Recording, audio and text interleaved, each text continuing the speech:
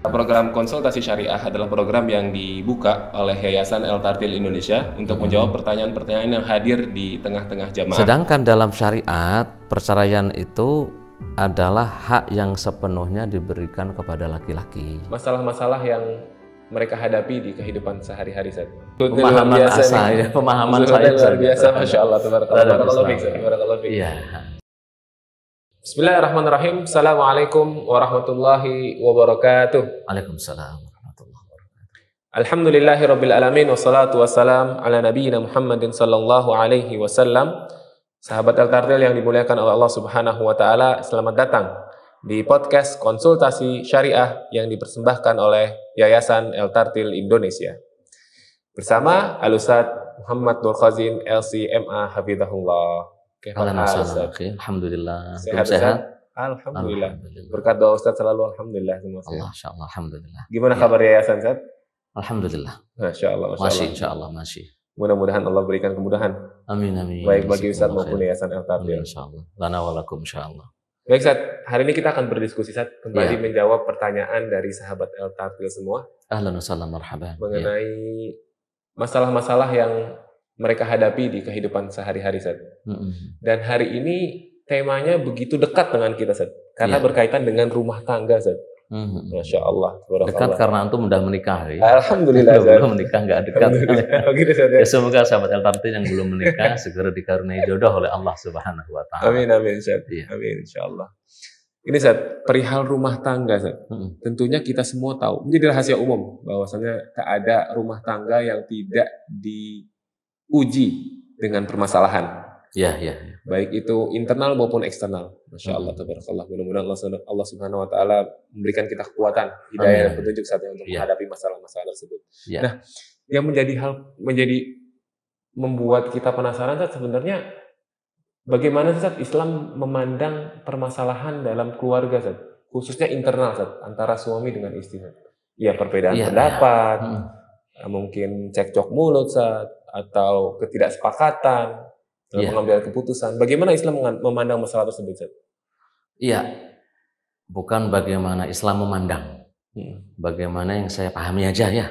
Jadi karena dalam satu riwayat Umar bin Al-Khattab berpesan kepada para panglimanya, ketika musuh-musuh kalian meminta hukum Islam pada kalian, bilang ini yang saya pahami dari hukum Islam.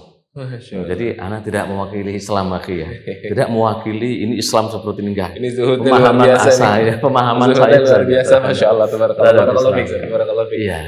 Jadi yang saya pahami bahwasanya rumah tangga itu bagian dari kehidupan. Ya, sepakat kita ya. Rumah tangga itu bagian dari kehidupan.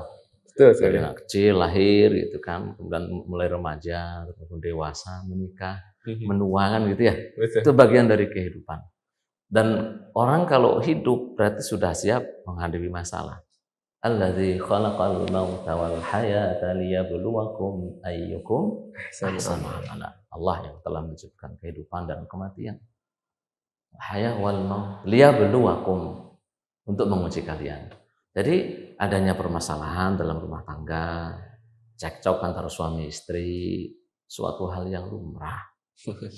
Kita, siapa sih kita, gitu ya, siapa sih kita, siapa sih ana, siapa sih antum gitu, siapa sih kita semua. Khairul bashar, baginda Nabi Muhammad sallallahu alaihi wasallam juga ada.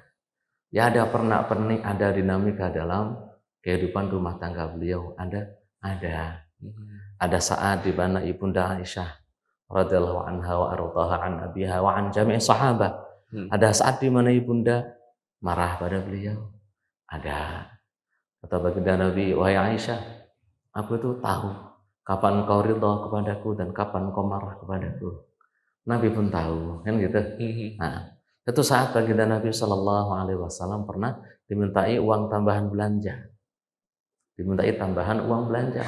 Nabi pernah diminta tambahan uang belanja juga, pernah. Dia berikan dalam surat An-Nisa, surat Al-Ahzab ya. Diberikan dalam surat Al-Ahzab oleh Allah Subhanahu wa taala. Ada.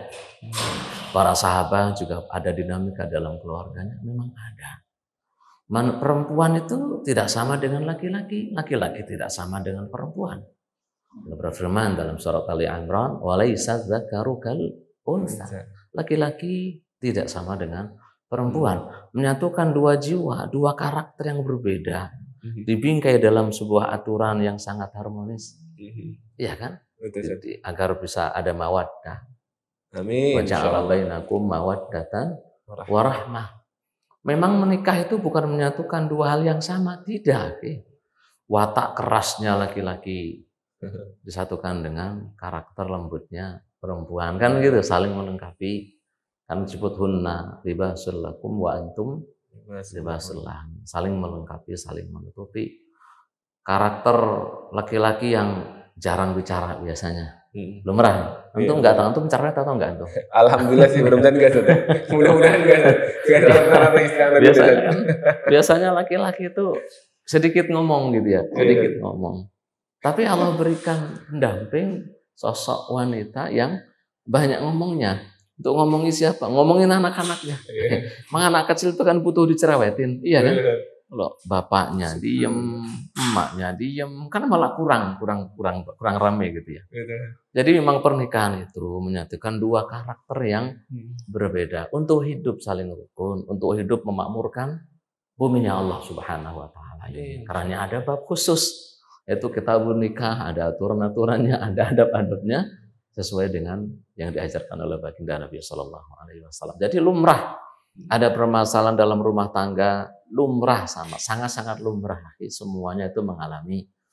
Ya ada yang bilang, sampai ada yang bilang gitu ya, ada yang bilang nikah itu enaknya cuma 10%. Yang 90% ya ada masalah gitu ya. Ada 90% masalah. Tapi kalau gitu. kesimpulannya disimak sama jomblo-jomblo itu nggak berbahaya kan? Ya kalau jomblo-jomblo sih biasanya ya nikah itu enaknya 10%, yang 90% enak sekali gitu.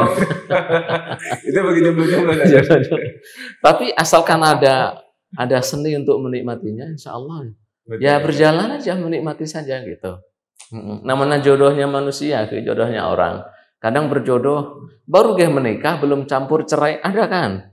Ada. Quran juga menyebutkan itu. Kalau nikah belum campur terus cerai, bagaimana aturannya? Ada di Quran kan gitu. Iya kan? Kalaupun sudah nikah, kadang jodohnya kagak lama kan. Tahun 2 tahun berapa menit berpisah gitu. Semoga jodoh kita itu ya langgeng abadi gitu. Amin, ya. Semoga. Tapi kan memang ada seperti itu. Ada sudah menikah terus kemudian bercerai, diatur aturannya seperti ini. Hak asuhnya bagaimana kan semuanya diatur. Memang dalam pernikahan ada permasalahan, selalu ada. Ya. Allah besar ya. Tapi ya jangan sampai menikah ada permasalahan, nggak usah nikah ya, jangan kayak gitu. Meskipun tadi 10% 90% itu ya. Ya kalau adilnya ya nggak segitu sebenarnya, nggak 10-90 ya 50-50 lah ya. Ya enaknya 50, nggak enaknya 50. Orang juga kalau nggak pernah diuji itu kan nggak merasakan nikmatnya. Ya nikmatnya nggak diuji kan gitu ya. Kalau ada ujian nggak enak, nanti ada ujian enak. Jadi kadang sabar, kadang syukur. Baginda Nabi kan seperti itu pengennya. Artinya emang sabar dan syukur. Kalau kita nggak pernah diuji, kita nggak akan merasakan nikmatnya harmonis. Gitu iya, kan? Seperti itu. Namanya harmonis seperti apa? Kalau nggak pernah diuji dengan masalah dalam keluarga. Ya, wallahu a'lam. Masya Allah. Ya. Tapi saya penasaran sebelum kita melangkah ke pertanyaan dari sahabat El Tatin. Tadi Ustaz kan cerita kalau Rasulullah SAW itu pernah satu waktu istri beliau minta tambahan uang belanja. Uang belanja Ustaz. Iya. Sikap Rasul gimana itu Ustaz? Saat itu Ustaz? Iya. Jadi memang beliau itu sebenarnya disuruh milih oleh Allah Subhanahu wa taala. Disuruh milih mau jadi raja yang paling kaya, orang yang paling kaya, paling kuasa gitu. Atau menjadi hamba yang kadang sabar, kadang bersyukur. Beliau tuh milih jadi hamba yang kadang bersabar, kadang bersyukur. Iya. Milih kadang bersabar, kadang bersyukur. Subhanallah. Karenanya Ibunda Aisyah radhiyallahu anha wa ardhaha menceritakan bahwasanya keluarga baginda Nabi sallallahu alaihi wasallam itu tidak kenyang berhari-hari terus, setiap hari kenyang itu enggak. Jadi kalau kenyang 2 hari, setelah 2 hari itu nanti biasanya lapar. Lapar. Bahkan pernah kata Ibunda Aisyah, keluarga Muhammad sallallahu alaihi wasallam selama 3 purnama, 3 purnama itu kan berarti 2 bulan berturut-turut ya. 2 bulan hitungan Hijriah berturut-turut nggak ada api yang menyala di rumah beliau sallallahu alaihi wasallam. Makannya apa? Makanya ya al-aswadan itu kurma dan air. Kadang ada mungkin sahabat yang berbagi rezeki. Kadang juga mungkin ada yang berbagi makanan kepada baginda dan keluarga. 3 bulan lagi. Iya. Terus ketika diminta uang belanja berlebih tadi, baginda Nabi Shallallahu Alaihi Wasallam dalam riwayat Sahih, beliau bersumpah kepada istri-istrinya untuk tidak pulang selama sebulan. Nggak pulang selama sebulan. Yang nggak pulang benar beliau ke rumah istri-istrinya selama sebulan.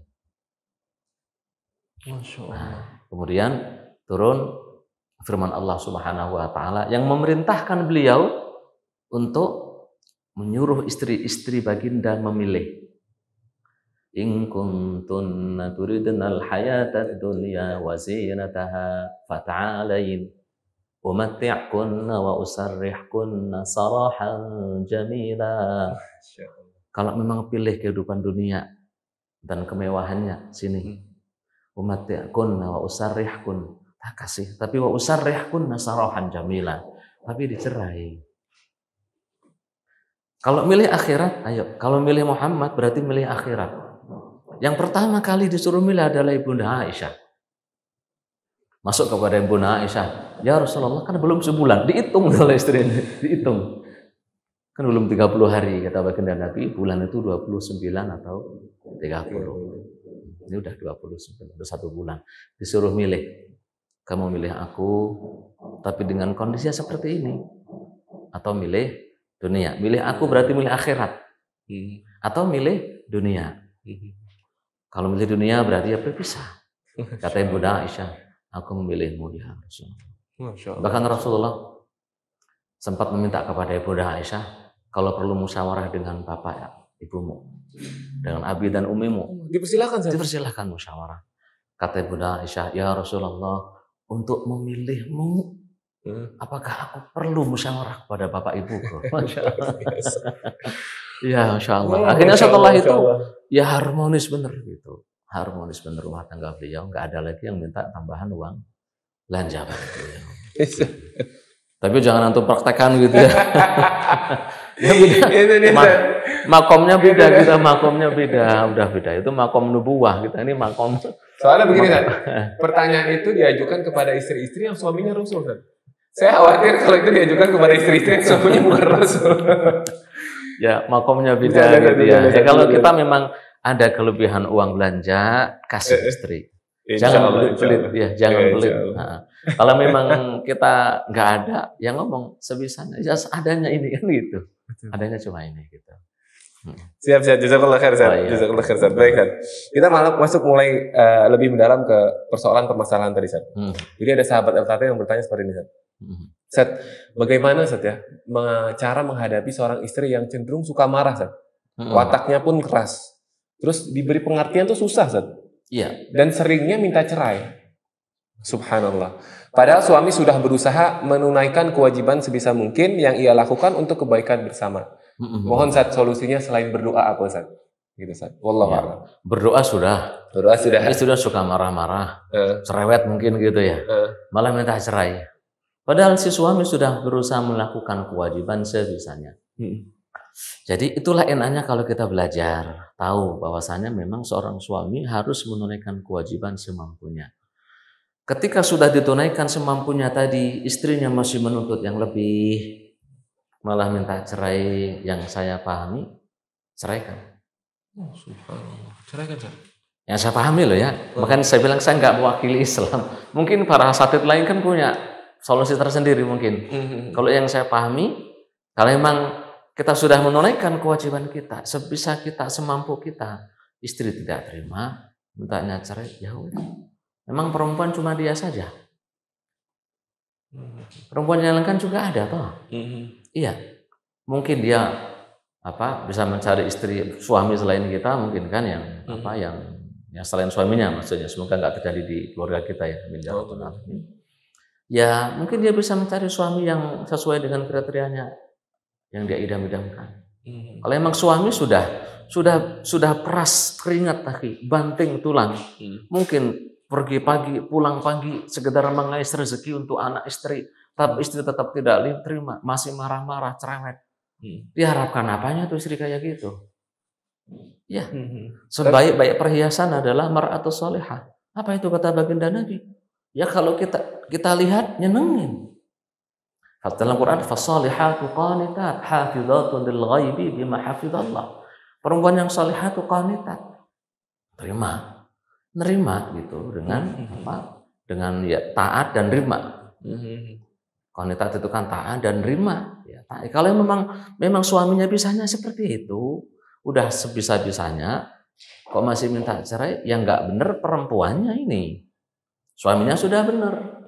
Lah kalau emang perempuannya kagak benar, ngapain kita pertahankan?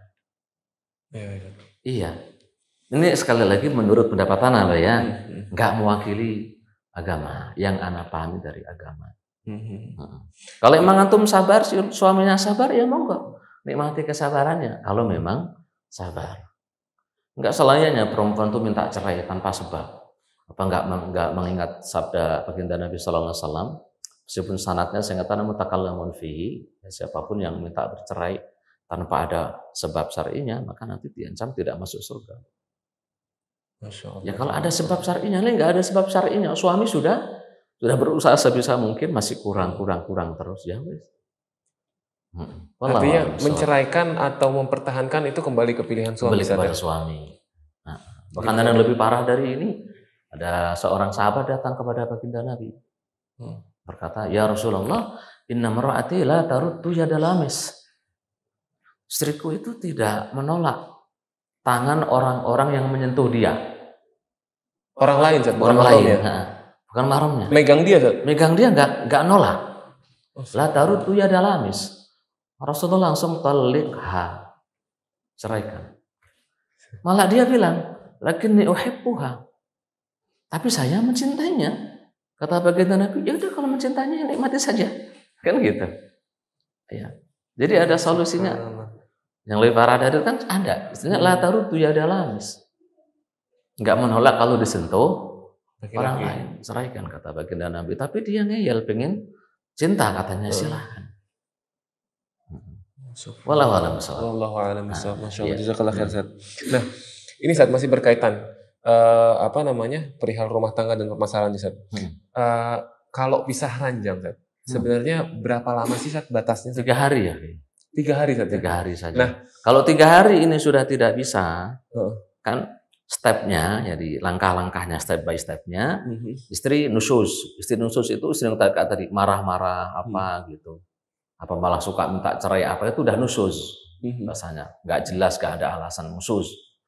Dinasihatin, takillah, takut pada Allah. Ini rumah tangga itu kita pertanggungjawabkan nanti di akhirat. Bukan hanya kita senang-senang di dunia ini, dipertanggungjawabkan di akhirat. Kullukum ra'in wa kullukum mas'ulun 'an ra'iyati. Setiap kalian itu punya amanah, akan ditanyai oleh Allah akan amanahnya nanti di akhirat. Kepala keluarga suami ditanya, benar nggak menjalankan amanahnya? Seorang istri akan ditanya, benar nggak menjalankan amanah menjadi istri? Ditanya itu nanti di akhirat. Iya, dinasihatin gitu. Tidak bisa dinasihatin, maka disuruh pisah ranjang 3 hari saja. Kata para ulama 3 hari saja. 3 hari tidak bisa, tidak taat juga, nggak taat, maka disuruh mukul. Istri disuruh mukul. Tapi kata Pak ulama Syafi'iyah nih, kalau sekiranya dipukul dia bakal taat. Kalau sekiranya dipukul dia bakal ada pengaruh gitu, Ada pengaruhnya. Ada pengaruh. Kalau sekiranya kita mukul istri ini ada pengaruhnya, dia bakal taat. Silahkan pukul. Mukulnya tidak boleh di kepala atau area wajah, tidak boleh. Dan mukulnya itu tidak boleh pukulan yang sampai membuat istri cedera. Tidak patah boleh cedera tulang, ya. Spray memar sampai berdarah, benjol gitu ya. Nggak boleh. Jadi di area-area yang tidak membahayakan. Sekedar mengingatkan perempuan, ini laki-laki itu lebih kuat, gitu aja lah. Itu pun tadi sekiranya dengan dipukul bakal ada perubahan. Kalau tidak, nggak perlu dipukul. Oh, kalau nggak ada nggak usah dipukul Mas? Nggak perlu. Kalau kira-kira dipukul juga nggak bakal ngefek. Dikembalikan aja pada orang tuanya. Enak-enakan saja kita, akhi. Sekiranya tidak ngefek, mungkin ini bukan jodoh kita, wis gitu aja. Cari jodoh yang lain. Mungkin ada laki-laki yang lebih pas untuk si perempuan tadi.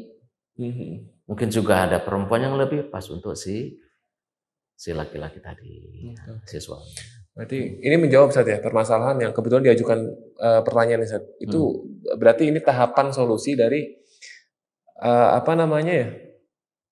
Nusus kalau ada pembangkangan. Iya, artinya rumah tangganya ini udah nggak merasa cocok satu sama lain. Terus udah saling prasangka buruk, baik itu suami maupun istri. Kalau sudah tidak cocok, kalau laki-laki caranya seperti itu.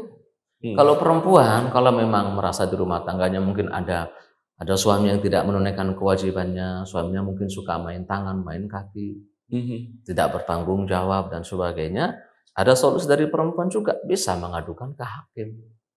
Nanti mengadukan ke hakim, ada khulu, perceraian yang diputuskan oleh hakim. Di Indonesia itu malah sudah diatur dari awal pernikahan. Itu biasanya, itu dulu baca enggak itu? Setelah nikah ada sigoh taklik gitu. Ada sigoh taklik, ada satu bundel tuh pelajaran semuanya itu kondisi-kondisi. Baca enggak sigoh takliknya itu? Baca biasanya kan ya. Baca satu ya. Saya sebagai suami kalau ini tidak dilaksanakan, maka nanti istri bayar berapa ribu gitu. Itu kecerdasan ya ulama Indonesia gitu dengan Departemen Agama untuk mengantisipasi hal-hal yang tidak diinginkan. Jangan sampai nanti ketika ada suami kabur, suami nggak tanggung jawab kabur, nggak mau datang ke pengadilan untuk perceraian, kita nggak bisa mutusin, sudah tanda tangan dia dari awal gitu kan. Jadi hakim tinggal ngetok selesai. Iya, ada antisipasinya. Iya. Insyaallah. Ustaz, terakhir ini Ustaz. Iya. Sahabat yang tadi minta sedikit perihal contoh atau kisah Ustaz di zaman Rasul atau para sahabat terkait dengan permasalahan yang kita diskusikan. Ada nggak Ustaz? Masalah rumah tangga yang serumit apa yang tadi sahabat El-Tartil tanyakan, tapi di zaman Rasul, di zaman bahkan yang lebih dari itu ada. Masya Allah. Yang lebih dari itu sebab turunnya ayat li'an. Li'an itu adalah laki-laki melaknati istrinya. Itu permasalahan sudah kronis. Jadi ada seorang sahabat pulang, walayyazubillah la samahallahu lana wa li dzurriyyatina wa lil jami'. Amin. Nemui istrinya sedang mohon maaf selingkuh dengan orang lain. Alhamdulillah. Lebih parah dari permasalahan ini kan? Iya. Datang ke Rasulullah Sallallahu Alaihi Wasallam. Kata Rasulullah, datangkan saksi wa illa jaldun fi dhahrik. Atau kama qala Nabi, datangkan saksi, kalau tidak dicambuk punggungmu. Kata sahabat ini, sahabat yang suaminya ini, kan kalau menuduh orang lain berbuat zina, bahkan nuduh istri atau suami sendiri tanpa bukti, sebelum turun ayat ini ya, itu dicambuk 80 kali ya. Menuduh orang lain berbuat zina harus mendatangkan 4 orang saksi, keempat-empatnya ini harus laki-laki, kesaksiannya harus sama. Tempat kejadian perkaranya sama, waktu kejadian dan perkaranya juga sama, pelaku kriminalnya juga harus sama. Harus sama. 4 ini harus menyaksikan sama. Kalau ada baru dihukum itu, hukum zina. Tapi kalau enggak, yang mau bersaksi cuma 2, maka dianggap menuduh, cambuk 80 kali qadzaf, hukum qadzaf. Ini datang ke baginda Nabi, terus datangkan saksi. Ya dia bilang, ya Rasulullah, lihat istri sendiri kayak gitu, masa saya cari saksi, keburu habis. Lah iya kan? Udah ketahuan keburu habis. Sampai dia bilang, bersumpah, ya Rasulullah, pasti Allah akan membebaskan punggung saya dari cambukan. Turunlah ayat dalam surat An-Nur. وَالَّذِينَ يَرْمُونَ أَزْوَاجَهُمْ وَلَمْ يَكُنْ لَهُمْ شُهَدَاءُ إِلَّا أَنفُسِهِمْ. Anfusihim atau anfusahum, hafal nggak? Enggak sih. Buka sendiri ya. Yang menuduh apa? Yang menuduh istri-istrinya berbuat zina dan tidak memiliki saksi kecuali diri mereka sendiri. Fasyahadatu ahadihim arba'u syahadatin billah. Maka dia bersumpah, bersaksi atas nama Allah selama 4 kali, diulangi berkali-kali bahwa dia benar. Gitu. Dan jadilah syariat namanya li'an. Di fikih pernikahan akan ada itu. Ada li'an bahasan khusus. Jadi yang lebih dari itu pun ada, apalagi yang cuma kayak gitu. Itu disebutkan dalam Al-Quran sampai kalau ada perempuan yang nusus bagaimana kan gitu. Sampai diatur langsung oleh Allah Subhanahu wa taala. Masya Allah, jazakumullah khair, Ustaz. Berikut 3 pertanyaan berkaitan dengan rumah tangga yang diajukan oleh sahabat El Tartil. Jazakumullah khair kepada Ustaz Muhammad bin Khazin Al-Siyamah hafizahullah taala. Mudah-mudahan pertanyaan ini bukan hanya diambil manfaatnya oleh yang bertanya, tapi oleh kita semuanya. Amin. Mudah-mudahan Allah Subhanahu wa taala memberikan kita hidayah dan ilmunya untuk bisa menjalankan rumah tangga ini saja. Menjadi rumah tangga yang sakinah, mawaddah, warahmah. Amin. Baik sahabat Al-Tartil yang dimuliakan oleh Allah Subhanahu wa taala. Sekali lagi kami ingatkan, silahkan jikalau ada pertanyaan yang ingin diajukan kepada Ustadz dan akan kita diskusikan dalam podcast konsultasi syariah, bisa mengisi pertanyaan pada kolom yang kami sertakan di kolom deskripsi. Jazakumullah khairan katsiran. Assalamualaikum warahmatullahi wabarakatuh. Waalaikumsalam warahmatullahi wabarakatuh.